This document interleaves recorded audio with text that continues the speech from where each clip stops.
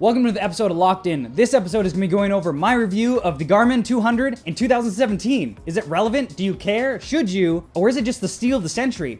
Let's find out. So in this review, I'm going to be going over the Garmin 200 that was supplied to me by BangGood.com. I know it's a crazy name. Links all in the description to where you can find this really cheap. Now what we're going to be going over is the specs, the features, the price, and my final thoughts. So let's get into it. First off, the specs. Now, the Garmin 200 was released a long time ago, and it was the basic dumbed down version of the Garmin 500 when it came out. This computer offered you GPS, and that's pretty much about it. So this unit was priced below the Garmin 500, which was basically the identical size, but was able to accept a Ant Plus heart rate strap, cadence sensor, and speed sensor. And I didn't even know they still made this until that website actually hit me up to test a review unit. And it didn't say Garmin in the headline, granted, but I looked at it and I thought it was maybe a knockoff, but I got the package here really quickly, and it just looks like it's the Chinese box that was shipped to China. I'm assuming they just have backstock because you can still find these units online, and this one's priced currently for about 65 bucks. Now, as far as features go, this Garmin features GPS tracking. It does feature a virtual partner aspect, which means that if you upload a route that you set up prior to going riding, you can actually track your time on the route versus yourself if you've done the route at least one other time. Next, you're gonna get elevation tracking, so you can track how many feet or meters you're climbing, your distance, your speed, average speed, max speed, the time, the weather, but it's gonna cover, like I said, for someone who isn't really interested in heart rate tracking or cadence mainly. It does use the GPS signal for its speed sensing, so if you do happen to run out of GPS signal, you will lose your speed sensor.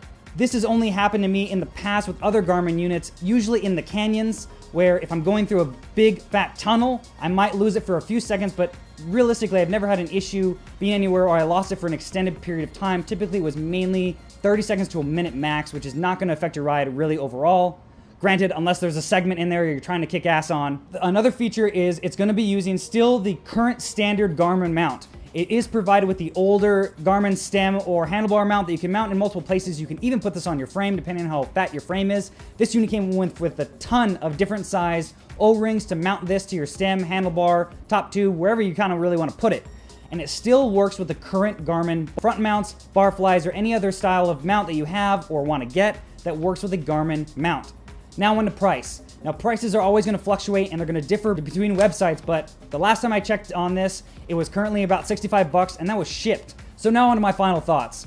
As you've heard through this review, I think this is for the cyclist that's starting to expand his or her riding, for someone who doesn't really care about heart rate or cadence, and all they want is just good, solid GPS tracking because they're extending their mileage and their phone's just simply not enough. Either it dies too quickly or it's just too distracting with texts and calls. This is something you can simply place out front. It's there when you want it to be, but it's so tiny that you almost forget about it when you don't want it.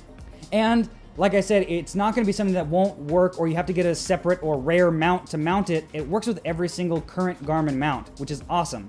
I think for the price, this is definitely a great bang for the buck for someone looking for those GPS tracking features so they can get on Strava and get accurate tracking actually instead of the accurate tracking that your phone typically gives you, so that you can not worry about losing battery and always have that safety net if, God forbid, something happens to you when you're on your bike. So thanks for watching. I hope you like this video. Comment below if you want to have me test out more stuff from China. I definitely like saving you guys money and giving you the real 411 on where you can save and where you need to spend actual good money on certain products. So please make sure to follow me on Instagram, Twitter, and Facebook. Links are all in the description below, as well as check out my Patreon. I offer exclusive content for you guys, as well as entrance into win this exact Garmin 200 that we just reviewed. That's right, you can have this for free and I'll ship it to you. So if you sign up below for at least my Cat 3 Patreon for $5 a month, you're entered into this contest, and if you check out the other ones, you do get some other bonus features, so make sure to check that out. And thanks for watching another episode of Locked In. Let's get